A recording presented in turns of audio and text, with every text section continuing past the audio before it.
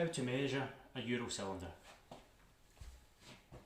From time to time, Euro cylinders will fail. I'll show you how to measure up to get a replacement. First of all, key in, open the door. You'll see an obvious Phillips screw, normally always Phillips. Remove, set to the side, give your key a quarter turn and push from one side. The quarter turn is so to align the little locking piece inside.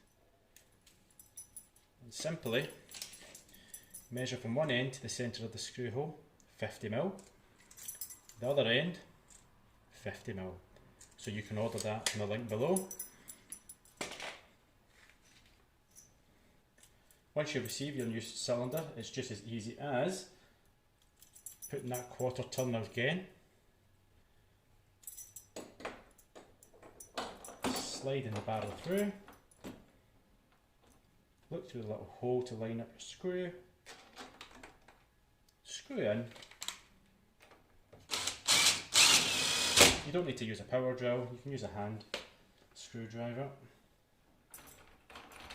Close the door, give it a try.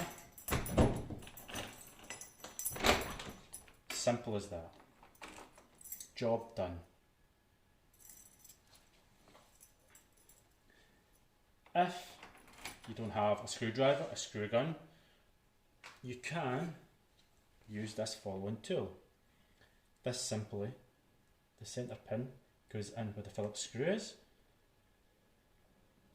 You line up one end to one end of the cylinder, the other end to the other end of the cylinder. And then on the little readout, it will give you the size. This one is 50, 50. You could bring that end of the cylinder in 5mm to be flush. So you bring it in 5mm, just double check it be flush with the handle, and you would order a 50, 45. You can order this tool in the link below also. Thank you.